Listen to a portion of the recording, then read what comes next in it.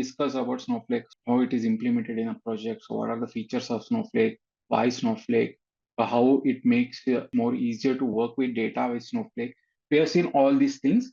So now we will be directly diving into the Snowflake. We'll understand the architecture of Snowflake. Okay. Before moving into Snowflake, first we need to understand the architecture of Snowflake. So if you learn any tool or any product or anything, first and foremost, the thing we'll be doing is we'll understanding how it works. Okay. Once you have that understanding, then only we'll be able to deep dive into that particular product and we can learn more about those particular any product. Okay. Now first we'll be understanding how Snowflake architecture is built. So what all things that does inside the architecture, and we'll try to understand that. And then at the end of today's class, we'll try to see different editions of Snowflake and we'll try to log into in our Snowflake account and start working with the coding inside the Snowflake. Okay, any doubts? Any concerns? Okay. No, PPT cannot be shared. It's a property of like internal property of KSR. So if you enroll, like if any notes or anything is required, that is already been added as your content in your website or any website inside under your profile, but PPTs cannot be shared. Okay, fine. Fine. Okay, let's get started. Fine. So before getting starting into the architecture, so mainly I would like to say like Snowflake consists of three-layer architecture. Okay, the first one is cloud service layer, the second is compute layer, and the last is storage layer. Okay, now how these particular layers integrate with each other, we'll see at the end. But first, we'll try to understand each layer, what is going to do, and what all these layers, what are the functionality of these layers, and we'll try to deep dive. And once we have that understanding, and then we'll connect the dots and we'll see how end to end this particular architecture works inside the Snowflake. Okay, now the first and foremost layer is cloud service layer. Okay, now we can say that this particular layer is topmost layer. Okay, this is a topmost layer in Snowflake. Okay, it acts as a brain of Snowflake. Okay, what do you mean by brain of Snowflake? Okay, now, in this particular layer, it does not store any of your queries, or it does not store any of your data or run your queries directly. Instead, what it does, it orchestrates, it secures, it monitor, and optimize everything that what should Snowflake do. Okay. Now, what are the main responsibility of this particular layer? Okay, we'll try to understand that, and then we will deep dive into this particular layer. Okay.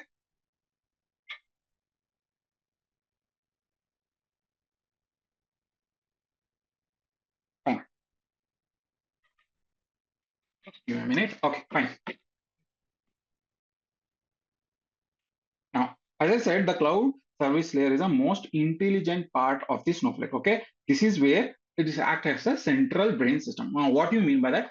Since your brain system, it doesn't do any work. It coordinates with other of your body parts and helps you to do your day-to-day activity. In the same way, it is also like a central brain system of Snowflake that manages your users, security, queries, performance, cost, or any other connectivity related issues that is being managed by this particular cloud layer. Okay, since it's act like a control center, it doesn't store any data. Okay, in this particular layer, the data is been not stored.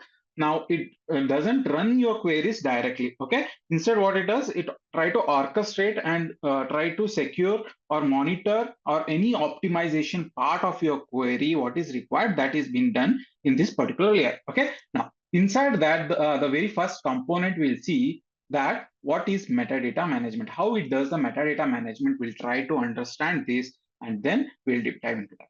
Okay, now what do you mean by metadata?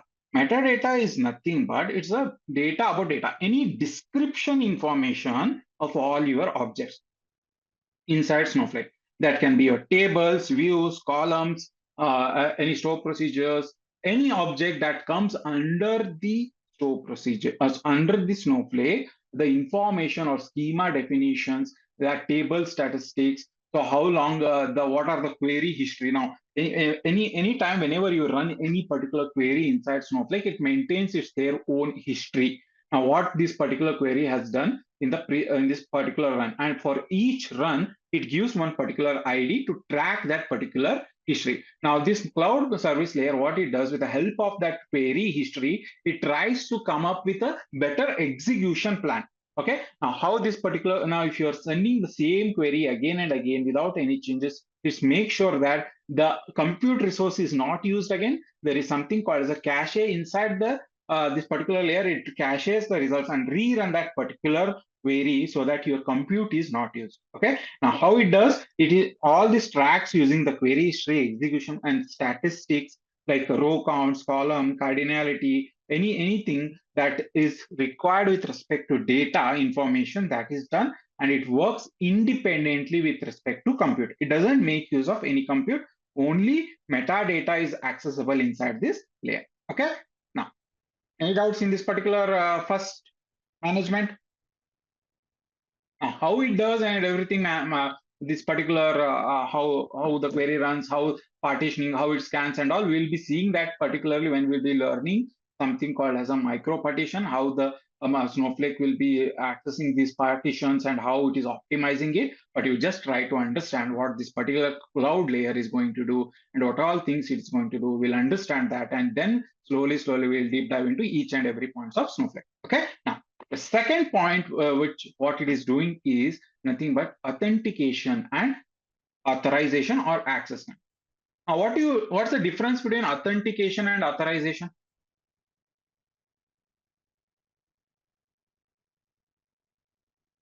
What's the difference between authentication and authorization?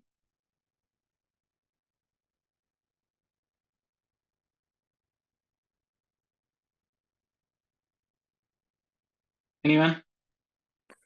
See, authentication is nothing but in the background it will check whether particular user ID or user have access to the whether I have access to login or not. That is what Mm-hmm. Mm-hmm. Yep. authentication. Okay. Authorization. Uh, Authorization is like if I say table, so if I have access on that table or I have Mm-hmm. authority or authorized, then I can access it, or else I will not be able to access it. Exactly. Basically, it is a owner. Yep. Oh, Exactly. no. Yeah. Yep. Yeah, So authorization is a permission. Authentication is the access for the software services. yep, exactly. Thank you. So, what's the exact difference is if you take a real-time example, authentication is nothing but like your ID badge. Whenever you enter in your office, there is something called the security will check your ID, right? Whether you are part of this particular company or not. You are whether you have to go inside your company or not. So he'll check your ID access or anything like ID badge, and if it is authenticated, then only is going to allow you to enter the company. Whereas inside your company, there might yesterday we saw right server rooms and all where you are not able to enter in that. So you don't have any authority to enter in that. So inside any company, in the particular rooms or anything where they don't allow you to go, that is what they are making something called as a based on role. Okay, if you since you are a developer, you are not able to enter that, but there is something called IT admin where he has access to enter that particular room also. Okay, so based on your role, you define what all things you can do inside the company. So that's the main difference between authentication and authorization. And cloud service layer mainly try to check all these things. Okay, whenever you try to sign in into your Snowflake account, it makes sure that whether this user is present or not. Okay, whether the access for this particular user is there for Snowflake account is not. So as soon as you enter inside the Snowflake account, now if you try to query any particular tables, view, or any objects using role-based access control, there will be an authorization done for each user based on the roles. It will make sure that whether the user have authority over this particular object. Now, when all these things, who checks? The cloud service layer going to check for that. Okay. Now this is how it does. Now, SSO sign-in is nothing but now in your company, whenever you join your company, there might be using certain kind of tools like Okta, Azure Active Directory. These all things. What once you, as soon as you log into that particular tool only, then only will be able to access the other software services. So that will be a link to that particular employee to that particular IDs. Now using single sign on, we can sign in whether the person is who is signing that have authorized authentication or not. This particular cloud service layer is going to check. And there is something called a multi-factor authentication, that also where we have something called the Google Authenticator or Microsoft Authenticator. When as soon as you log in and give your password, it will throw you another pop-up saying that please enter the any number from your authenticator, or please enter the OTP from which has been sent, because there is a multiple time that the your user is authenticated or not, you are checking. So all these things your cloud service layer is going to take care of that. Okay, now this is what authentication and access control is. Okay. Now next information is nothing but query optimization engine. Now what is this query optimization engine is? This is where actually your Snowflake shines. Okay. Now the query optimization, there's a something called a query optimizer or optimizer, we can say, inside the cloud service layer. Now what it does, it examines each and every SQL query which you send, and it comes up with a fast and most efficient way of executing it. Okay. Now, how it does, what it does, it automatically analyzes all the incoming SQL query, and it creates the best execution plan, seeing all the what join I need to give, what particular pruning strategies I should use, what are the micro partition I need to scan. Everything it takes case. Okay. Behind the scene, whatever things is required, if there is any data is present in cache or not, can I use that cache data? And all these things, it going to read that on based on that it will use the best join that needed to be joined. It comes makes use like which micro partition that needs to be skipped. It is going to skip, and it distribute the workload among the workers or compute whatever is there which we are using. This particular query optimizer is going to take care of. Okay. Now all these things user don't need to worry or tune their queries manually. The optimizer is the one which make use of both this metadata. It makes use of metadata, and also it makes use of your query history patterns to learn over time, and then it comes with the best execution plan for that particular query. Okay, this is where actually your cloud service layer or most of the work of the cloud service layer, or you can say Snowflake, shines. Okay, now it's similar to that of your GPS. Now inside your GPS, whenever you track any of the your distance between one location to another location, your GPS constantly giving you time also, right? You are 10 minutes away, 5 minutes away, you take right, you take left. Now it's giving you a best possible route. In the similar way, it tries to come up with the best possible execution plan, and then it is going to executed by your compute resource, that is virtual uh, compute layer or virtual machine layer. Now that is next layer, we'll see that, but this is how your query optimization or query engine works. Any doubts in this?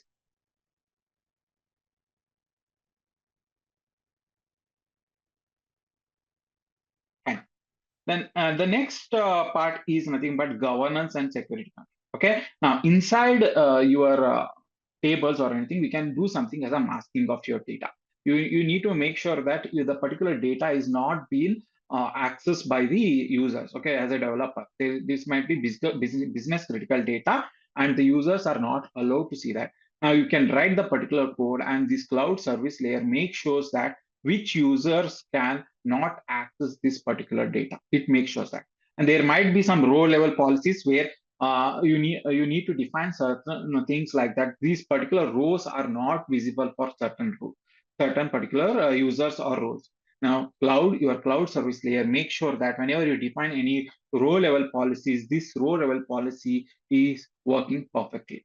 Okay. Now, you can any history or audit trails or any data classification, anything in the backend that is required for the security purpose, everything your cloud service layer is going to take care of. Okay, this is the governance part is also taken care by cloud service layer. The next layer is nothing but infrastructure management. What do you mean by infrastructure management? Is whenever you define any virtual machines, there are some settings where you will be assigning. Okay, if there are any heavy loads are coming, you try to increase your particular compute power of particular virtual machine only you can increase, or you increase the number of virtual machines. Okay, now automatically how to do that? Your cloud service layer based on your payloads or any load, that incoming load, it scales up and scales down based on the workload. Now it balances your load based on the multiple users or any warehouses have been running any jobs. It makes sure that, and it makes sure that any automatic updation of software or anything from the Snowflake is then it makes sure that is also taken care. This is how your infrastructure management is done with respect to cloud service layer. The next thing is like it takes care of your billing and monitoring service also. Now, as soon as we have discussed, Snowflake is a software as a service, and whatever the things you use, only for that you need to pay, and how much you need to pay, what are the billings, how much compute is being used, or how much it is generating your any dollars or anything, how much credit is used, everything is taken care by cloud service layer. It makes sure that these all things are there, and it keeps track on that, and it keep monitoring these resources and also warehouse performance also based on the credits you have. Okay, these all things is taken care by again cloud service. Now, what is this API UI CLI interface? Now you can access your Snowflake account using your user interface. That is, you can directly log into your Chrome or any browser, and you can access your Snowflake account. Okay. Now, or else you can access using command line prompt. You can write a command inside your command prompt, and you can access by connecting to your Snowflake.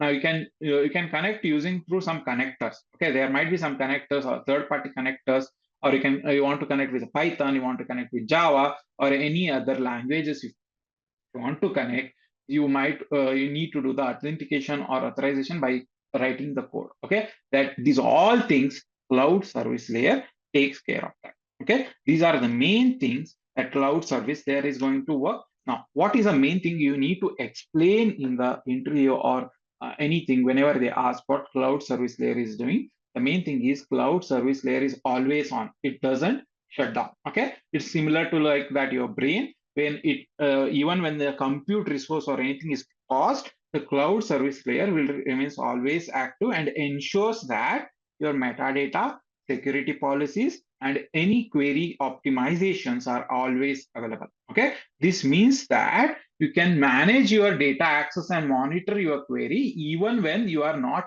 actively processing your data.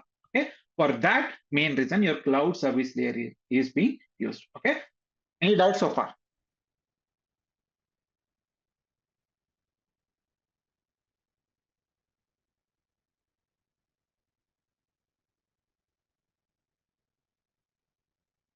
Fine, no doubts. We'll move on to the next layer. Okay, the very next layer inside Snowflake is nothing but query processing layer. Also, you can say, or virtual warehouse layer. You can say, or compute layer.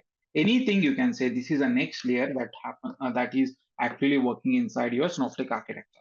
Now, what this compute layer in Snowflake is nothing but is a part where your queries and heavy lifting of your data operation is done. Okay, it is mainly responsible for executing your SQL command, any transformation data, and managing the workloads whenever a user run any particular queries. Okay, this layer mainly where your virtual machines that need to process your data and day-to-day activities like tasks or any other activities inside the Snowflake that require compute power, this particular layer is going to take care of that.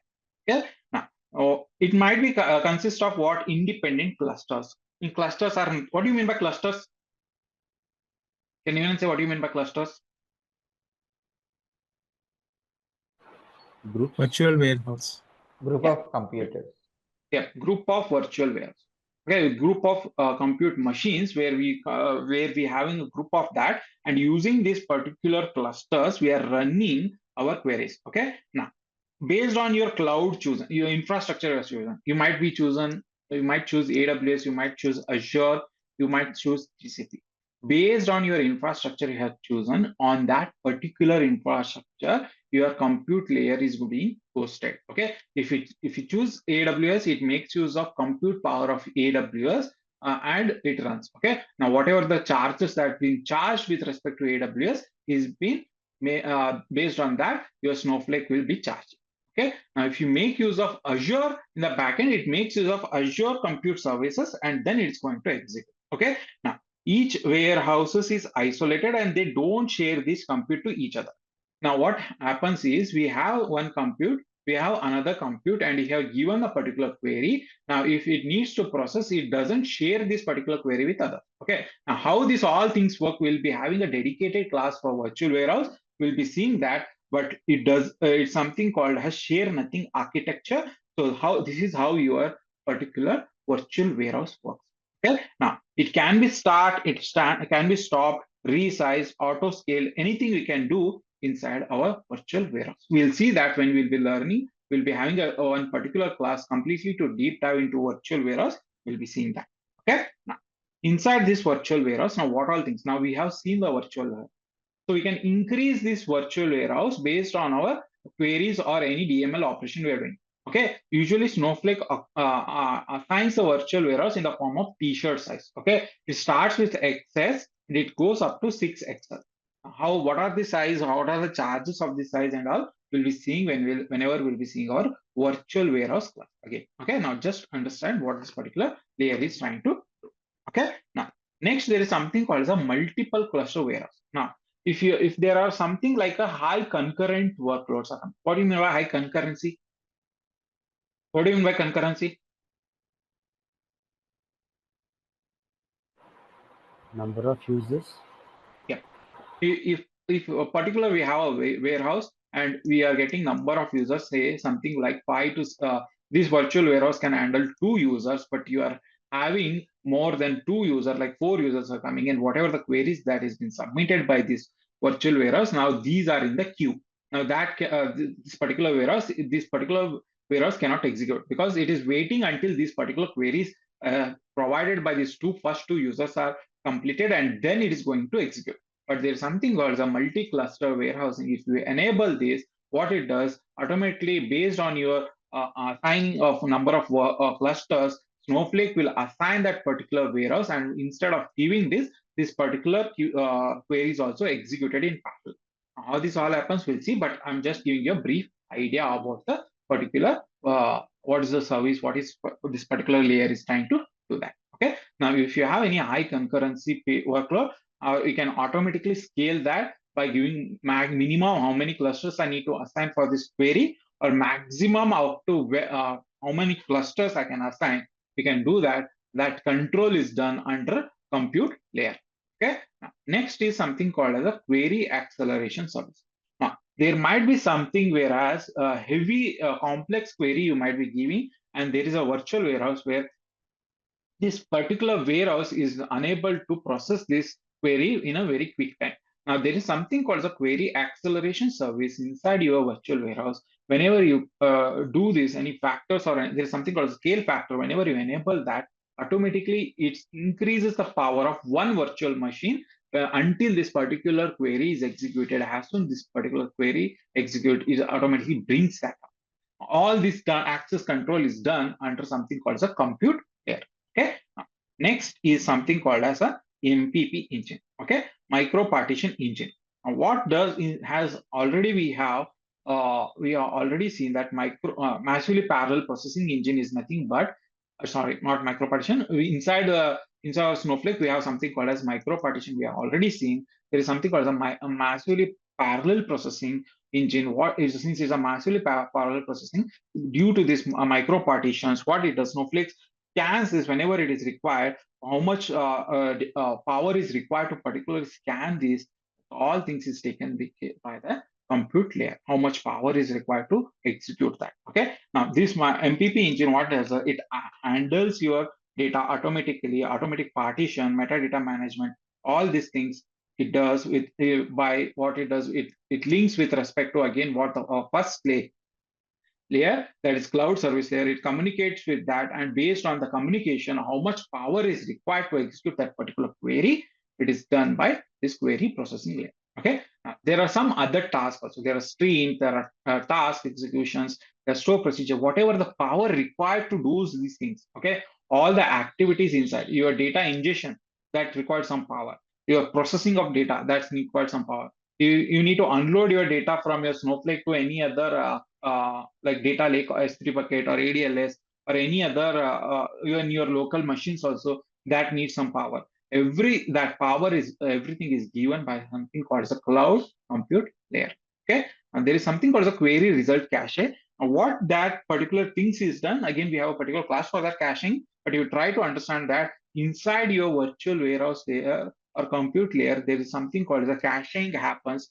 So it keeps a track of all the workloads or anything. Whenever you run particular query, it keeps a track of that. And as soon as you run any particular query, again, it's not going to make use of any compute, but if that particular data is there in this cache, it's going to execute that. Based on that, what happens? It improves your powers or performance and repetitive queries. For repetitive queries, you no need to use your compute also. These are all things taken care by your query processing layer. Any doubts?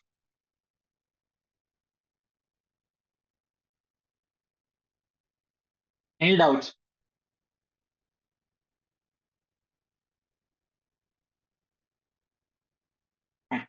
You are talking about the cache, right? Yep. Okay, maybe we can go for a deeper discussion when the topic comes, because cache is a big subject. Yeah, in Snowflake, there are like 3 different types of caches, sir. We have particular Yeah, class for only that, because everything yeah, we can't club in one particular class, right? yeah. So So slowly, that's the slowly. reason I don't want to ask. Yeah, Yeah. yeah, sure. Yeah. Hi Sagar. Yep. Can you just elaborate more on stream and task execution? No, these are the different activities that is done inside your Snowflake. For this, you require power, right? This particular cloud compute layer is going to give that doing how to execute this particular streams task. Now, what are streams? What are tasks? Now I have not explained that. You don't know about that. But all Yes. things now, there might be something called a snow pipe. There might be something you have store procedures. You have views. For this, you need some power to execute, right? I'm trying to execute like how you execute that using your cloud compute layer. You're going to execute. Yeah. Actually, stream is one utility. Task is another utility. But in the task is also be a deeper discussion. Yeah, each and every Yeah. topic requires a particular class, Yeah. but you Because a just parent, child, yep, so many yep, things are in the task. Yeah. yep. Okay. Okay. Let's move to next layer. Okay, now what is the this layer? Now last layer is nothing but your database layer, or you can also call it as a storage layer. Now this is where it is mainly responsible for storing your data securely and effectively. Okay, it separates your data from your compute layer. Okay, now in Snowflake, the compute layer and storage layer are not interlinked. Okay, it's a decoupled architecture. How this all things work? Whenever we'll be seeing virtual warehouse, we'll be discussing about shared disk architecture, shared nothing architecture, how these are things, and then we'll deep dive. We'll understand that, but for now, you try to understand that cloud service layer is a way we store all our structured data, semi-structured data in the form of columnar format. Again, we have seen what is columnar format, and these all data is again compressed and encrypted. Okay, everything is there, that now once you store them, and you can scale independently also. Okay, whenever you store everything in anything in the storage layer, you have taken like 1 TB, you want to increase that. Now you can do that, since you have tied up with again AWS, Azure, or GCP. Inside this, whatever the storage you are doing, you are making use of data lakes of these particular services. On top of that, the data is residing, and if you want to scale up that, you can scale up that also very easily. Okay, now how this internally works, let's try to understand. Okay, now since I already said about micro partition, again, don't worry about micro partition. Now what it does, it stores in the form of 550 to 500 MB of chunks, and it is stored in the form of columnar format, and it is compressed again. Now it might be stored in a 500 to 550 to 500 MB. It's a compressed format. When you uncompress, it might go up to 1 to 2 GB. Now, since it is compressing your data, again, the cost for your data is reducing. Okay, it's optimizing your cost with respect to storage also. Okay, that's how your particularly your cloud service layer or storage layer is going to work. Okay, now as I said, you have to choose your storage or cloud storage layer, where either you can use your AWS, you can use Azure or GCP. Now, under that, Snowflake use of this particular cloud provider and automatically manages this data, how distribution or how data layout have to done, that automatically done by Snowflake. You no need to worry about the how data is being managed in the back. Now, how it managed, again with help of this micro partition, and on top of this micro partition also we need to optimize. We can do that, but for now we just understand how it is going to do. Now there is a we have talked about something called the time travel feature. Now, how the data need to access for this particular time travel feature, when I try to write a query and try to access the previous historical data, those all data is being stored in this particular layer called as a storage layer, and it goes to this particular layer and try to access that. Okay, you can easily recover your data or roll back your data with respect to this particular uh, component, that is time travel. Okay, as we discussed about fail safe also, we'll deep dive into again time travel and fail safe, how it's working. But again, if beyond this time travel, if your data is if you define something like 10 days, beyond these days, if you want to access, now again, Snowflake, what it does internally, it manages for 7 days after whatever you have defined on top of any object. And then what, again, on this day also, you have to connect with your Snowflake and you can access your data back. Okay, now for this, again, Snowflake will charge extra. It's not like everything is given free, but yeah, this is how you are, but mainly in your storage layer only, these all things will come into the picture. Okay, now there is something called the encryption. Okay, there is two types of encryption, that is AES 256 encryption, and there is something called the key management system inside, or a custom key management. And what is this encryption? Is nothing but your any data or whatever you are storing inside your Snowflake and making use of any cloud services. These are highly encrypted using encryption algorithm. Okay, now what is 256-bit encryption is? It's a widely very strong encryption that is widely used by all the banks, governments, or any enterprise worldwide. So it makes sure that if someone try to access your physically or access your data, you can't read that content without providing the key. Okay, without providing the key, you can't read. Okay, it will be something like unreadable format since it's highly encrypted. Now Snowflake makes sure that whatever the data is storing in your storage layer is highly encrypted. Now, how you whenever at rest, what it does, it automatically encrypt before being stored in your storage. And whenever you try to move that data or read that data from the browser or clients, now inside again Snowflake, you try to with the help of your first layer, that is cloud service layer, you try to decrypt and give that particular data inside your Snowflake UI. All these things work with respect to some layer called the storage layer. What do you mean by key management system is, again, what I said, to access this particular encrypted data, you need keys. Okay. Now, what is custom key management system is, now Snowflake automatically provides these particular keys, but if you want to have more control on this particular key also, you can create your custom key inside your providers and access. Whenever you try to access, only these keys are required, and you will be able to read that particular data. That is being done with the help of storage layer, and all this management is done with the help of storage layer. Any doubt in this? One Sagar, question related to the time travel. Yep. So actually, the time travel, we are going to be capturing of the certain period of the data. So suppose if I created some table and the load the data, maybe my time currently is 6:37 in the evening, maybe an half an hour or 1 hour back, like 5:37. If I created during that time, I have the 10 columns and the data corresponding to the 10 columns. Maybe somebody is going to change the structure of the table, like with the 12 or 15 columns. So how we are going to, this is my internal, my personal question, means understanding of the time travel, because the schema structure and the data both are going to be matching each other during that period. That is my only understandable question. Now tomorrow we'll be seeing completely into time travel, sir. I'll be showing you demo also how it time travel works, everything, because I need to Okay. explain certain things before I can deep dive into time travel. If I explain you Yeah, also, no you'll not. problem. Yeah, no problem, sir. I'm not asking because I don't want to confuse others. And Yeah. one more thing is it masking, the data masking also.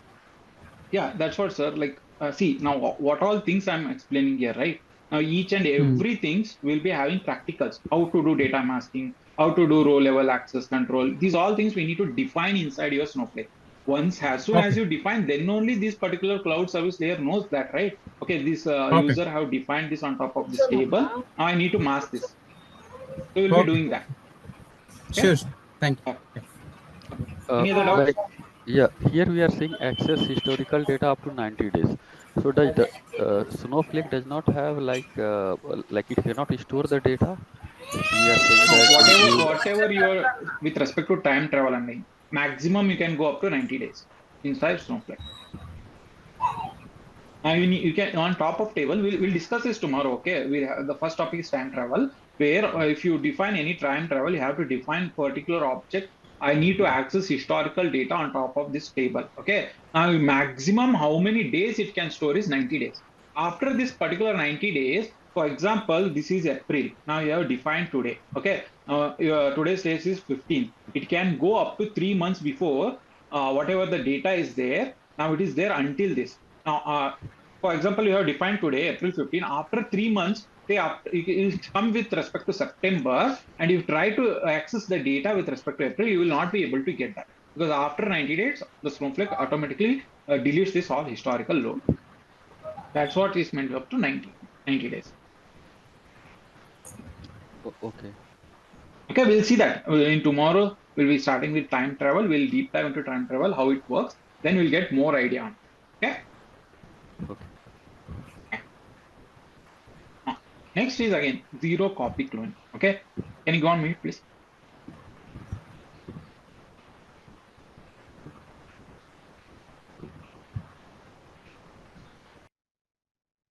Okay. Now, zero copy cloning is again where we'll be cloning your database object. Okay. We'll not be duplicating your storage again. There is again what I said about micro partition. It will just link to that particular micro partition. Now, how it does everything, we'll see again. But all this zero copying, cloning, or storage, anything is required for this particular object that comes under your layer called as a storage layer. Okay. Last one is now scaling factor. Automatically you can scale and scale down with irrespective of your computer. Okay. Inside Snowflake, you want to store 100 TB of data. This might be a historical data or the data from the start of your project. You need to store this, but you are not processing all this data. You are processing only 1 TB of data. Now, since this decoupled architecture, you just pay for this 100 TB data, but whichever you're storing, but if you're processing only 1 TB of data, you're going to pay only for 1 TB, whatever the process you have done for the compute power, not for 100 TB of data. This can be done with respect to this storage layer and is all interconnected with each other. So when we see that how interconnected does, the now how easily the Snowflake can work, we'll see that, but this is how your storage layer is going to work. Any doubts in this layer?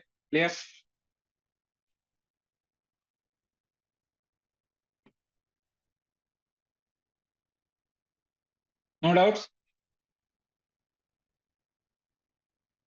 Fine. So now we saw individually each layer, how it is going to work. Now we'll bring all that particular layers, all that particular three layers and interlink with each other and try to understand how exactly it is going to communicate with each other and how exactly it's going to work. Okay. Now I'll just briefly explain all these three layers whenever they ask what is the can you explain about a Snowflake architecture? What you can do is you can say that Snowflake consists of a three-layer architecture. The very first layer is nothing but a cloud service layer, which is a topmost layer, or you can say it's like a brain of Snowflake. Okay, it doesn't store any data or run your queries directly. Instead, what it does the orchestration, security, or monitoring or optimization that happens across the Snowflake. Okay, now this is a main, it's like act like a cloud control layer where mainly your metadata management is done or something called as your control logic is done. It's mainly responsible for what? Managing your metadata. Okay, it's mainly responsible for managing your data, that is tables, columns, statistics, etc. And it's also mainly for authentication and your control access. Okay, it's mainly meant for that. After that is also meant for security of any security like data masking, governance part, row level security, whatever you need to do inside your Snowflake, that's also taken care by this cloud service layer. And infrastructure management, that how to automatically scale up, automatically scale down, that's also taken care by cloud service layer. And we have something called as an optimizer inside your cloud service layer, which comes up with the best optimized plan whenever you are going to submit any particular queries inside your Snowflake. Okay, now this is a way every like it's like act as a brain and understand what all things you need to do and figure out what's the best way you need to execute that. The next layer is something called as a compute layer, or you can say it's a middle layer or a virtual warehouse layer where where actually your queries are running and heavy lifting of your data operation is done. It's mainly responsible for your SQL command, transformation data, or managing any of your workloads inside your Snowflake whenever the user submits any particular query. Okay. Now, main responsibility is like whatever the execution plan that has come up with a cloud service layer, the virtual machine layer or compute layer picks that particular plan and try to execute that particular plan in a once you start executing, then it gives the allocation, whatever the allocation is required. That is, if you want, if the load of the particular data is more, or if there are concurrent users, it try to increase the power of particular virtual warehouse and try to what execute your particular query. Okay, it makes use of your storage layer. Inside your storage layer there might be some micro partition. It makes sure that it scans that every micro partition and try to execute your query. Okay, this is how your virtual layer does, and it's elastic in nature. We can scale up or scale down based on your workloads, and it runs independent of your storage since it's a decoupled package. Okay. Now the last layer is nothing but a storage layer, which is responsible for storing your data securely and effectively. Okay. Again, it separates from compute from storage, so allowing you to scale them independently. Okay. You can store your structured data, semi-structured data, mostly in the compressed and encrypted format, which is in the columnar format. Okay. Now, since Snowflake does not have its own any storage layer, it depends on the Azure, AWS, or GCP for managing this particular storage layer. Okay. This is how you can explain your Snowflake architecture inside whenever they ask in interview. Okay. Any doubts in this? Any doubt in the architecture?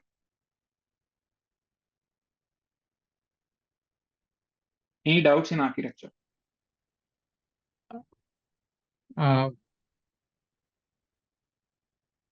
Actually, we can discuss more into the multi-cluster warehouse system and multi-cloud warehouse also be there, because sometimes if you have the Snowflake on Azure and the AWS and GCP, because some means this is the cloud agnostic, right? It's a cloud agnostic approach in the Snowflake. That is also we can discuss. Sir, again I said, How sir, we are we have a particular class for virtual warehouse where we'll be seeing how to increase your clusters, how to increase your multi-cluster clusters. Or if you don't want to increase your clusters, you want to scale a particular warehouse only, you need to scale and increase your power. How we can do that? It is all things we can take care inside Snowflake. We have a particular class for this particular. Oh. Now we are just trying to understand the architecture, how it works. Yeah, that is clear. Okay. This is how now we seen based on the layers we have seen. Okay. Now I will try to understand whenever you submit. I don't know why it is. Whenever you submit any particular query inside the Snowflake, how it actually does. We'll try to understand that. Okay. Once you submit your query, what happens is cloud service layer, it tries to manage this.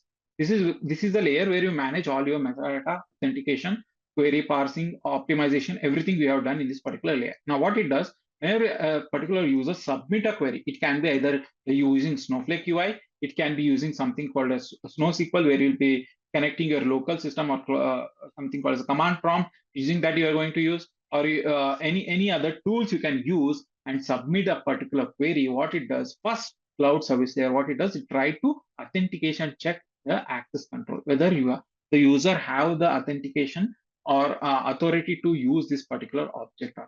As soon as it checks that, then it is going to do what? It parse your query and try to come up with an optimization plan. Now, what it does, it parse your query and checks whether the syntaxes are provided all correct or not, whether this particular user have the access for this particular table or not. It also checks that. Once it checks everything goes correct, it comes with an execution plan. It generates an execution plan. How it generates? It makes use of metadata, whatever the information we have, statistics we have. Based on that, it comes up with the best execution plan. And once this plan is set, then it sends that particular plan to what? Compute layer. Now there is a compute layer, the middle layer. What it does, this is a layer where actually your query execution. Okay, where again, since it is a decoupled, it's elastic. And once this particular execution layer, any plan is there, the query execution starts inside this virtual warehouse layer. Now warehouse will allocate the compute based on your payload, workload, or whatever the complex query you have given. Based on that, the compute layer allocates that compute to that particular query, and then it starts to scan and process your data. Now, to scan and process your data, what it does, it again goes to your storage layer and try to communicate with your storage layer, and it fetches your data based on your micro partition, whatever I have said. It takes what the best possible data is there, and then it tries to apply filter joint aggregation. Okay, now this is again QoS is optional, but what I said, it's a very complex query. It try to increase, try to accelerate that particular query if it is enabled, and particularly on that, it try to execute that particular query, and then what it does, it returns the main to whatever the results are there, that is returned to warehouse. Okay, now once the data is returned to warehouse, it caches your data, and again what it whatever the work it has done, the particular query results is being communicated back to cloud service layer saying that this particular execution is complete. Okay, this is how whenever you submit any query or anything, how your Snowflake. Okay, any doubts in this? How cache all everything, again, please don't ask, we'll have particular class on that, but this is how the flow, how execution happens whenever you submit your query. Any doubts in this particular thing, you can ask.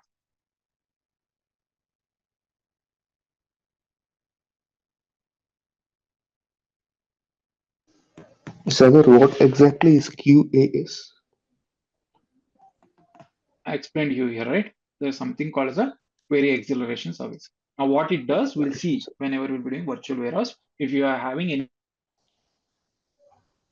heavy loaded or queries that are coming like complex, very complex query, or written 100 lines of query, and this particular virtual machine, whatever there, it cannot execute. So you need to increase the power of this particular warehouse. How can that be done using this QAS? How that done, we'll see, but execution part, very good. Yes, yes, fine. What is this main compute layer first point? Can you elaborate, Sandeep? Sagar, what is that scale factor that you said? How is it user managed or is it Snowflake managed? How does it work in We'll the? see scaling factor again in virtual. Now, why I brought all these things, you need to understand how Snowflake architecture works. It doesn't mean that I'm teaching only this and I'm going. Whenever we'll be having class, right, we'll deep dive, because virtual warehouse only I need 1 hour to explain how it is going to work. Yeah, Okay? actually, while building the cluster itself, we are going a selection of the auto scaling portion. It's Sir, again, sir, automatically min please and don't. max of the utilization, Sir, right? sorry to disturb. Again, please don't confuse students. You are exactly correct. I'm not denying you. Okay. Now, if I start explaining that, now again students will get confused. We have particular class for that. I'm saying. Okay, no problem. Yeah. Yes, Hey, sir. Sagar, what is this decoupled and elastic warehouse are fully decoupled? See, coupled in the sense like your compute layer, whatever your compute plus storage is tightly coupled. Now, if you increase your compute power, you need to process, like say you are storing you have 100 TB of data. Okay, you need to increase your storage, but you are processing only 1 TB of data. But if these both are tightly coupled, what happens? If you increase your storage, you need to increase your compute also. There is an unnecessary idle of your compute. You are not using that. Only if you are increasing your storage, that's the reason you are increasing. So it's an unnecessary cost. Whereas in Snowflake, it is a decoupled architecture. Your compute does not depend on your storage. If you increase your storage also, that's fine. You can store your data, but only whatever the data you are processing from your storage, only for that your compute is being used. Got it? Yeah, got it. Thank you. Again, we'll deep dive into that, all this architecture, but just try to understand the brief over how it works.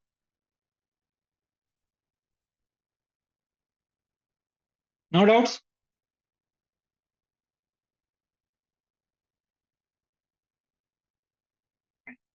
This is all about your architecture in Snowflake. Okay, this is just a brief, whatever we have done. I brought this slide to give you a brief understanding where we say you can explain your cloud service layer, compute layer, storage layer. The purpose is nothing but manage, control, security, meta management, or any optimization things which you can do inside compute layer. It's mainly where you execute your queries or load or transformation. It holds all your structured and semi-structured data and some mutable, or what is this mutable and all, we'll see, but this is how your data is being stored. Okay, again, the other parts are security and compliance, where we saw these compliance things and everything, how metadata is management we saw, and we saw that there is a separate storage and compute for the particular storage. Okay, this is how all about your Snowflake architecture. Okay, the next thing what we are going to see is, now we saw our Snowflake architecture. Let's enter into a Snowflake. And before entering in a Snowflake, we need to understand there are different editions in Snowflake. Okay, now you have a Netflix, right? Anyone using Netflix? What are the different plans in Netflix? What are different plans in Netflix? No one is using Netflix? Netflix Basic, Standard, Premium. Okay. Just a price based on that. What are the features of basic? How many accounts can access based on basic plan? One at a time. Okay. If you go with standard, Two. And there's a premium again for that. 4 devices, yeah. Okay. Now what's the price? Is it same for all the three subscription? Quality No. of the videos also matters. Yeah, quality of videos also matters, right? So based on how much you pay, you're going to get the service from Netflix. And similarly, based on the editions you take, okay, based on the edition, the Snowflake is going to provide the features. Okay, there is a first and foremost feature, that is a standard edition, that is only for small scale to medium level businesses where they are very new to Snowflake. They're just exploring cloud, what they can do, how they can use the data warehouse. Okay, without any advanced compliance, what they can do, they're just exploring that. Then they go for something called a standard edition. But in this particular edition, whatever the features we have talked, that will be not every features will be there. Whatever they are required to get started with Snowflake, that is. But the core functionality of Snowflake, everything is there. Compute and storage, that is. Any basic or authentication that you want, you can do. But the time travel you can do is max for 1 day.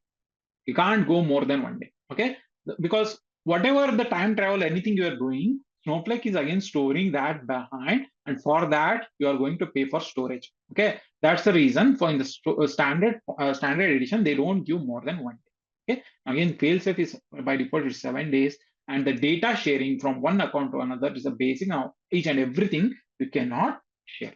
That's the very first edition in the standard edition. Okay, the next edition is nothing but enterprise edition. This is an edition where most of the companies try to use, where medium to large level enterprise, they are performing good and they need good governance. Okay, any retail company that is frequently doing reporting or transformation or anything with a high concurrent users. Okay, now at that time they go with something called the enterprise edition. Now all the features of your standard edition is included. On top of that, there is a performance optimization is advanced when compared to this. Okay, since the whatever the features they are giving is much more advanced, and we have something called as a virtual warehouse, a multiple cluster you can use, can enhance your monitoring, and time travel is also increased here. Okay, what is retention time and all, we'll see. Now again, other features like materialized views and all features, inbuilt features have been added in this particular enterprise layer, and whenever the companies want, they can take this particular enterprise layer. Okay. The next layer is business critical layer. Okay. If you have more sensitive data, okay, I need to organize my financial health or any my data, whatever is residing in my company, is the data that I need to have all compliance like HIPAA compliance or personal security compliance. Everything I need to make sure that is done. Then I go something called has this particular layer called something called has business critical layer. Okay, where you have all this compliance based with respect to all your government based on the compliance, whatever that has to be done, your personal information protection you have to do. And we saw about this, right? Key. We saw about custom key, how to encryption, we all do. You need to have that more secure, then you can use a business critical layer. And then you need to enhance your more data protection and everything. These all things have been taken care of, something called the business critical layer. And again, the features of all enterprise layer on top of that, whatever the things are there, then all these things come into the picture. Now, if you use now, what are the costs for this? We'll see again once we complete our virtual warehouse class, because I need to explain there.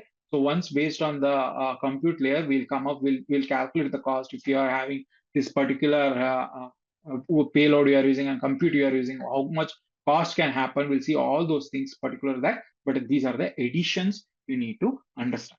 Okay. Now the next particular addition is, these all are the one, but there is another addition whereas virtual private Snowflake edition. Okay. Now what is this virtual private? Okay. Now all these particular layer editions, what it does, now Snowflake runs on the shared compute architecture that is managed by Snowflake. That means what? If you are having a multiple consumers are there and they are using the same physical infrastructure like compute and storage, but Snowflake makes sure that any data or consumer data or that process is logically separated and secure. They are not being cross-connected with the other different consumers. Now, it's a task of Snowflake to make sure that it's a secure data. Okay. Now it's like you have a home where you have an apartment and you have different floors and different home, and you are renting a particular home inside the apartment. Now these all things come into that picture. No, I don't want to have that. I want to have my own particular home, individual home, where I only alone can stay, and all I need to have access or control over everything by myself. So at that time, something called as a virtual private edition comes into the picture, where they will be giving you a dedicated virtual private cloud where they create with respect to either AWS, Azure, or GCP. They don't share your infrastructure with other Snowflake consumers, and your data and compute lie inside this isolated network itself. Okay, this is how you can Snowflake manages their consumer or any other editions.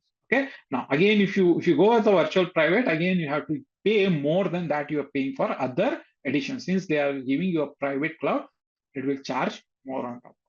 Okay. Apart from this, there is one more edition that Snowflake has introduced that is called as a matrix edition. For this matrix edition, it's mainly targeted for AI and ML operation people, where you are building your models. Okay, it's mainly designed for that, where you are whatever the compute they are giving, it's mainly highly GPU based compute. Okay, so that your data is processed or your machine learning models run effectively. Okay, with high streaming ingestion or unstructured data, everything is there, where you can train your LLM models, Gen AI applications, or anything processing you have to do. It required more power. For that, there is something called as a Snowflake Matrix Edition. Or as a data engineer, we don't need to worry about that. But if you want to do that, Snowflake provides that particular edition also. Okay. Any doubts in this? We'll use mainly Enterprise Edition. I'll explain that. Okay. Any doubts in the editions?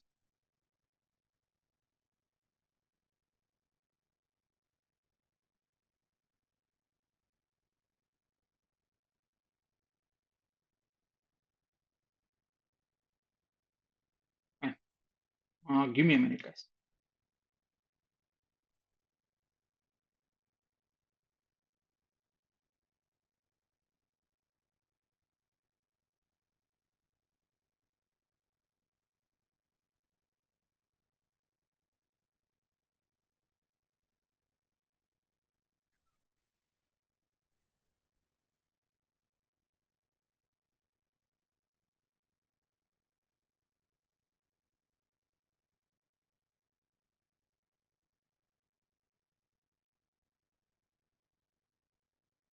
Okay.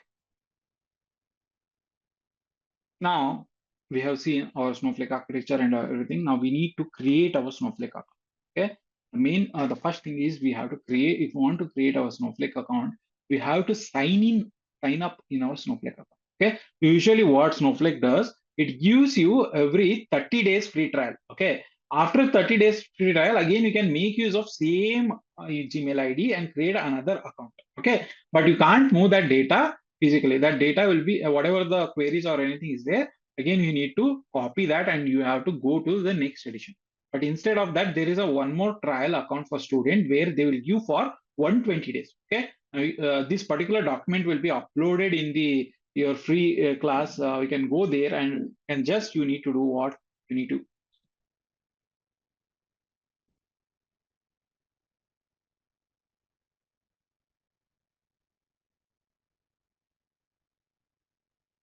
Okay, once you click this particular link or you copy this particular link and you go here, and as soon as you go, what happens is this particular layer or particular UI pops up. It says like start your 120 days free trial. Okay, now using this layer, you can do what? You can get access for 120 days. Now what you have to do is just enter your information. This Shivasagar. You need to provide your email ID. Stop that recording. Or else you can follow that because I don't want to share my personal email ID. So you just go this and try to create an account where you are going to do what you are going to provide your personal information where you're going to use your email ID and they will ask some few companies. You just you need to provide and you can select your enterprise edition. Don't go for standard edition or business critical edition. Just go for enterprise edition where you will be having all the features of Snowflake we can explore here. Okay, as soon as you click that, now this comes into the picture. Okay, now Snowflakes ask you which cloud you need to enter. Okay, either it might be AWS, either it might be GCP or Microsoft. Now it doesn't mean that you are going to get access for this particular cloud. No, behind the scenes, Snowflake is going to create all the computes or all the storage that is required for your Snowflake account to execute. They don't provide direct access for this particular cloud. Okay, you don't have access, but whatever the management you need to do inside your Snowflake, that is done under this particular cloud. Okay, you can select any of the region, and once you select, you can just say get started. Okay, once you select and you can say get started, and then what happens? Then there is a there will be few questions that have been asked. You can just skip those questions or just answer. You can go as a student. Okay, you click on the student whether they'll ask what kind of job roles are there. You can just click on the student. As soon as you do that, and there will be a message that is going to come to your account where it will come and you click that. Once you sign into that particular account, you have to provide your information. Now, what is this account identifier? It asks your account identifier. So whatever your in your mail, there will be something called as activate your account. There will be something called HTTPS and some IDs will be there / your Snowflake compute. Now you need to copy that particular thing. Then you put that in here and authenticate that. And then whatever the user ID and password you have given, we can give that and we can get started with. Okay, can you guys do this today? Yeah, I will be adding that in the your free trial in the website. Okay, there will be document uploaded. You can just click on that and you can get that. No worries. Can you guys do these things? Can you sign up today? Yes. Okay. Yes, we can do that one. So as soon as you sign up, please do sign up. I need to create an account. We'll sign up and from tomorrow we'll deep dive into all the features and we'll start doing coding inside our Snowflake. Okay. Oh, one thing, Sridhar, I don't have any questions. So when we start this program, we are going to be parallelly. We can start with the Snowflake first, or else how it is means. Because we discuss the Matillion, we discuss the Snowflake, we discuss the DBT and AWS, right? So yeah. So because of when we are going to be talking the Snowflake, maybe one after another is adding in the process, or else how we are going to? Okay. I think you might be missed this last discussion, sir. So definitely I'll say. So this is particular course is for 4.5 months. Okay. Now it is from Monday to Friday, and even Saturdays I'll be taking classes. It doesn't mean that only 4.5 months only we'll be doing, but it depends on the pace of the students. Okay. Now we completed our sequel already. 20 classes have been completed for 30 hours. Now this is completed. Whoever are new and enrolls, this will be given as a recorded session. Okay. If they want a live classes, if there are any other live classes that are happening with respect to SQL in KSR, you can discuss with Mahesh. He will give access for that live classes also. There also parallel you can learn. But what we'll be doing is first we'll be learning Snowflake, and it will go up to 25 classes, each of 1.5 hours. So I can say up to 35 to 40 hours we are going to learn. Okay. In that, again, we'll be doing 80% of the time. Now, since these are demo classes, we need to explain the architecture, everything, how it works. Now, whenever we'll be doing mostly all the assignments will be there. Most of the things we'll be doing is practical based. Okay. Once we finish our Snowflake, then we'll go with Python, and we'll have around 10 classes on Python where we'll be learning how Python works, all the data structures, everything, not everything like end-to-end OOPS concepts or everything, only whatever is required for you as a AWS data engineer or Snowflake data engineer, or whatever is required for Snowpark. We are going to learn that, because Python itself, if you start teaching, it will take months, 2 to 3 months. We don't want that to waste more time. Whatever is required, we'll be teaching that, and then we'll be having Snowpark class. Along with this, I'll try to explain PySpark also. We'll manage both together, because we need PySpark whenever we'll be doing Glue and EMR inside our AWS services. Okay. Now, how to execute this? I might ask you to use Databricks Community Edition, where in this way you can even have hands-on on Databricks also. Okay. Since I worked both on Snowflake and Databricks, I can help you out there also. Okay. Once this might go up to 8 to 10 class. Now, after this, we'll enter into Matillion, where it will go 5 to 6 class, and I'll be explaining how to orchestrate your data, how to transform your data. It doesn't mean that end to end we'll be doing. I'll be showing you one use case, and I'll be giving assignment to do the similar use case, and whatever you require to execute that, I'll be guiding you that. Okay. Whatever the important orchestration or anything we can use with respect to Matillion, I'll be teaching you that each and every features, and any document with respect to that, if I have, I'll be sharing you that. And then comes your DBT, where we'll be having around 10 classes. We'll deep dive into DBT. We'll try to understand what DBT does with respect to Snowflake. And once DBT is done, then only we'll be having AWS, which will go up to 2 weeks of classes. We'll be trying to explore whatever the service that is required in AWS. Okay, this is how your flow is there. It doesn't mean that we'll be completing in 3.5 months. It might go up to 4 months also. It depends on the pace of the students. If you are trying to understand and grasp the things very quickly, I'll be going in the good pace, or else if they require some more attention, I'll be taking time and I'll be explaining those things. This is how your flow is. One question, sir. Suppose when you go for the AWS, during that time, suppose I dump a file into the S3 bucket using the SQS SNS that alert system, and trigger to the Snowpipe, load the data. That is also be part of the Yeah, that will AWS be part of your classes? Snowflake. See, it doesn't mean that AWS only will be doing. Whatever things you required inside Snowflake, that AWS services I'll be explaining here. Okay. For example, SNS is there, S3 is there. These all things you required. SQS is there. I'll be explaining you here, but other parts like AWS Glue, you may have Lambda, you have something called as EMR, you have Redshift. These all things doesn't require to be explained in Snowflake. Okay, because with help of these, either you can go as a Snowflake developer. We can go let me take this also. Okay, now you can apply as a ETL developer, ETL or ELT developer, where okay, ELT developer, where you can go as a Snowflake with DBT, Snowflake plus DBT. That will be one job role that will open for you. Snowflake with Matillion, that is another job role. Now, since you have a knowledge on Matillion, if they are using any other tools also, that's fine.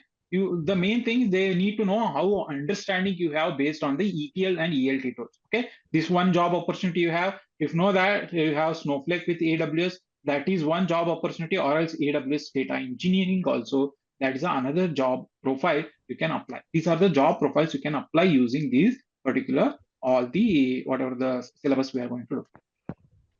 Oh, Sagar, here I one question, sir. Actually, you talk about the Python, right? So the Python is directly connecting to the Snowflake instead of using the Snowpro, right? Creating the tables, everything we can execute at the Python script level, and it automatically create the tables in the Snowflake. That way, we are connecting to the Python. No, I will just explain you how to connect your Snowflake with Python. We'll not deep dive into completely scripting and all in Python. Okay, because for Snowpark, whatever the Snowpark you're doing, you need to understanding of data frames, right? Pandas is there where I'll be concentrating more. But inside Snowpark, you need to write looping condition, if else condition, while loop condition. You need to make use of list, tuple, dictionaries. Those all things you need to know, right? For that, we are Yeah, teaching that Python. is correct. No. The reason why I raise this question is some of the clients they don't follow the task triggering or anything scheduling process. They are going to use a Python or Airflow. That way, it is going to be schedule the DBT pipeline and Yeah. I loading the totally data. agree. I totally agree with you, sir. But whatever the things I'll be teaching in Python, right? That will be enough for you to do those tasks. Now, each and Oh, everything, if we put that, now there might be, since you are the senior folks, right? You'll be knowing most of the things, but there will be few folks who are getting started with Snowflake. If we dump so many things, they lose their confidence. Okay. If you want those things, I'll try to find the documents or anything, whatever you require. I can provide you that. But each and everything, if you ask, then it will be very difficult no, I for don't us. want because I don't want the disturb others. But Yeah. my intention is I'm going to targeting the Git repository for the Snowflake and the Python. Whatever I'm doing for this one, I will keep it in the Git and executing the process using the DBT. That is my actual. That is the reason I'm asking all these Yeah, questions. that will be If doing I with if you respect to DBT. Whenever we will be doing DBT, we'll configure ourselves with a Snowflake with DBT and Git, and we'll be executing that. Okay. Whereas in Python, I'll explain you how to do data migration. We have a project, right, where that we can bring our on-prem data to cloud, and from cloud to Snowflake, how we can bring. I'll explain you that, and I'll also show you how to directly connect your Python to Snowflake and start coding. Whatever your Snowpark is doing with respect to our IDE, we'll make use of Visual Code and we'll try to code that. That I'm saying. But completely end-to-end scripting in Python, that will not be possible in this certain no, duration of I'm time. not expecting that level. I'm not Yeah. expecting. If you don't mind, Sridhar, can I connect later time? Yeah, sure, sir. You can connect. My name is Yeah. Sagar, not Sridhar, but yeah, we can connect. Yeah, Sagar. Yeah, thank you. Sagar, here I have a question. So here we are like from Snowflake till AWS, we have 4 months of classes, right? Mhm. Like this, I don't understood that SQL is covered 20 classes. See, usually what we do in KSR, we give demo at 2 times. Okay, before start of SQL and before start of Snowflake. Because there are few folks who don't want to join for SQL class. They know SQL. They directly want to join for Snowflake. Okay. Now we have already given a demo and we have completed 20 classes of SQL from start to advanced. Whatever you required for Snowflake, those classes have been completed. Now, whenever you enroll or anyone enrolls, these classes recording will automatically will be given to you. Now, if you don't want to go for recordings, you have recordings also, but you want live class also, you can connect with Mahesh and say, I want to attend live class of SQL also. I have a few doubts. Whenever the other batches are running, he will give access for that. If you have any doubts with respect to recorded sessions or anything, we have a separate WhatsApp group. You can ask me any questions there and we can discuss there also. I'll be guiding you that.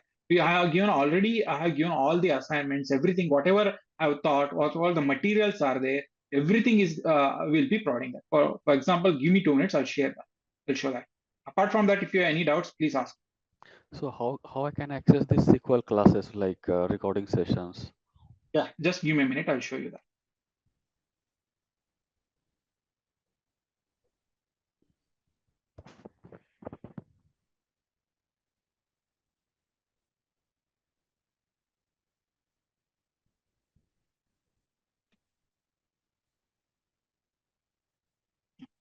Let me share my screen. Now, are you able to see my screen? Yes, Sagar. Okay. So this is what our syllabus on SQL is completed. Okay, we built one of the Netflix database project also. Okay, this is our ER diagram where we have built this particular project, and I have given a lot of assignment for students also. For example, you can see there is something called the Netflix database project where each and assignments is given. More than around 300 plus problems we have solved already in SQL, and all the things whatever required for that materials, everything is been added here. Okay, as soon as you take the particular paid class, this recorded sessions, now you can see a class recordings, and we started this particular SQL class from, I think, on March 13th. Okay, as soon as you go there, all the recorded sessions of SQL is been added here. You can just click on this and you can start watching those things. And if you still have doubt, you can come and you can ask me and I'll be explaining those. Okay, sure. Yeah, and like Sagar, for tomorrow class, like for this Snowflake class, what are the topics will we cover tomorrow? Like, I will be getting started with the Snowflake UI internal, how it looks, everything, and we'll be starting first topic, that is time travel. okay. How we can get the idea, like what will be taught tomorrow? Like, do we have I'll be any? as soon as I finish class, I'll be explaining. Right, I'll say tomorrow this is a topic. I'll be getting started, so that please complete and we can get started. Okay, sure. Each and every topic, whatever I'm explaining, everything will be uploaded in the website. Okay, the topics which I have done. Okay, so you can No. watch those videos. That will be access for 1 year. And if you Yeah, still want that, you no, can ask for. Yeah. yeah, I got it. But like, say if we have like if we know that what topics are covered tomorrow, like it will be like easy for us. Like, Yeah, I'll be like end of the class now. How I said today, right? We'll be getting started with time travel. I'll be explaining that.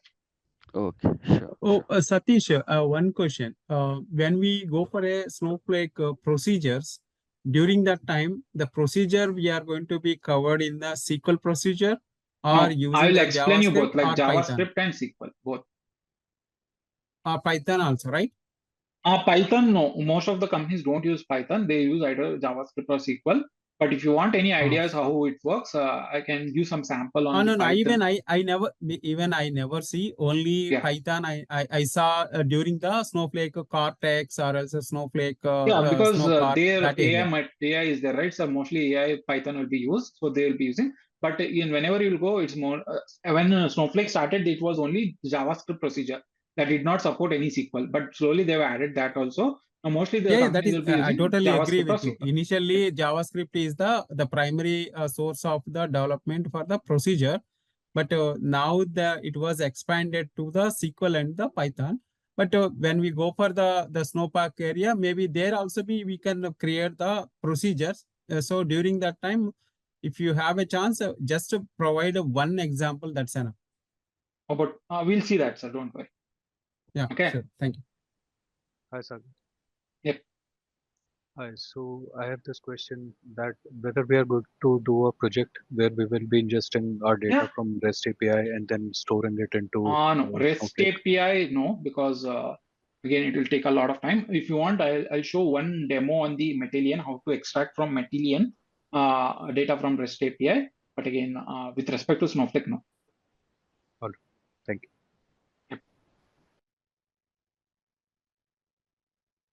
There is one more when you are using the Matillion and DBT are going to be connect each other when you are going to schedule the job. That is also be possible. Yes, but again, sir, like, see, if I start teaching each and everything, right, you will be not able to finish in 4 months. It will take 1 year. And if I teach for 1 year, there are folks who can't even wait for 2 months. They lose their patience. The main agenda for batches are, we need to help each and every student to get the job. It's not like only learning does not make any sense. If you are already working profession, you are upskilling, that's fine. But most of the students here are looking for jobs. Okay, for getting job, to settle down job, to work their day-to-day activities without any problem, will be guiding them.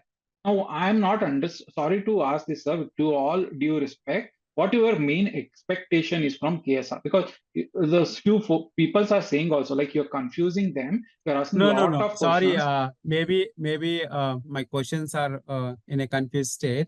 But Yeah, with all my main due respect, sir, I know, like, you have senior, you might be the more senior, more folk in this particular class. Even there might be things where I can learn from you also. I'm not denying that. Okay, but whatever things like what expectation is there from you from KSR, if you let us know, we'll try to help you out also. Okay, That's what I'm so asking. yeah, actually, I'm using the Snowflake for the last 5 years, but Mm. not in a professional level. That is the first thing. I'm going to be refresh all my skill sets, and also I use the DBT for one of the projects, but not at a professional level. So now I'm doing the utilizing the DBT for transformation logics and the AWS connectivity, SQL and SNS, where we are going to schedule the Snowpipe process and more spending on the Snowpark. Snowpark nowadays, every client is asking the Snowpark area. Even if I'm going to say all the Snowflake, people are not care about the Snowflake much. So they are start asking about the Snowpark experience. Okay. So again, Yeah, with all due respect, I'll be able to help you with that. But again, yesterday when we were discussing, you said no, Databricks is better than Snowflake, and all. Now you're coming and saying all clients are asking Snowpark, Snowflake. I'm working from Snowflake No, 5 years. It's So still, this no, due sir. to I'm not this, denying Hey, that. hi, no, Shiva. no. Sorry, sir. Let me finish. We can discuss personally, but Yeah, yeah, let me we finish can it off, discuss later. sir. With all due respect, due to this, what happening, right? Other students are getting confused. Now, what I'm learning, what we learn, because slowly, we have to pace everything. We have to learn, teach everyone on the slow pace. Now, I'm not denying that I'll not help you out, okay? But everything at one day, everything at one batch, it's very difficult. So whatever you require, will help you out. Okay? Sorry if I said anything wrong, but Oh, since other no. students were having concerns, so I'm not. When I'm talking about the technology side, I never think like that. I will learn from everyone. Yeah, thank you. sure. Yeah. Hey, hi, Shiva. Yep.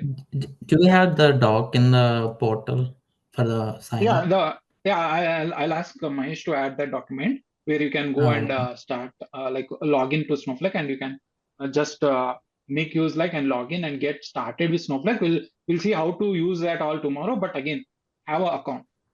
Since that 120 days Yeah. is there, you no need to worry. It will last until our end of our batch. And also, can you mention it at the end of the session if the session is done, instead of waiting all the time, like 20 more extra minutes. What do Nothing you mean by discussed. end of the session? Like if the topics are done, you can mention like we are done for today, something stuff. So Yeah, that's what all I said, these. right? I said this 15 more minutes only. That's it today's, guys. Any doubts? I started asking you, right? Okay. Yeah. Yeah. Thank you, Shiva. All good. Okay, Yeah. fine. So someone was asking about project. Sorry, I missed that. Did anyone ask about project?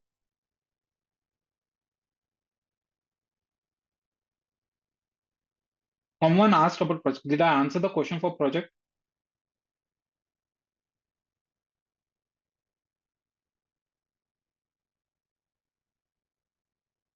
Okay, let me explain last one thing about project also. So what we are doing one project on. We already completed one Netflix Databricks project that is done with respect to SQL. Okay, if you want, you can go see and we can execute those things. Okay, the next project we'll be doing one will be with respect to Apollo Healthcare. Okay, we are trying to migrate healthcare. We will try to build everything in the Snowflake and we'll bring that from on-prem to just to show how it is done data migration using Python. We'll take one table from our any MySQL and we'll try to migrate that to S3 bucket, and from there we'll try to process our using Snowflake. Okay, this is done with migration is done with respect to Python. Okay, once that is done, we'll be having in DBT one more project where we'll be mainly concentrating on the something called as a e-commerce platform, e-commerce domain, where it will be mainly with respect to Snowflake with DBT. This is where we'll be doing. And in Matillion, I'll be showing a mini project of data migration where you can see. And a few of the folks had asked even AWS project. So I'll try to build one AWS project with AWS with Snowflake. We'll try to extract data, transform data, and dump that data inside the. This is how the projects will be. And all these projects will be done in the weekends.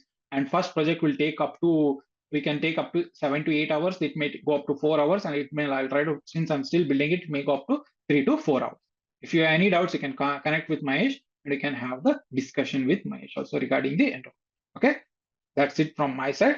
If you still have any doubts, you can ask, or else you can close the class. Fine. We'll see you tomorrow, guys. Thank you.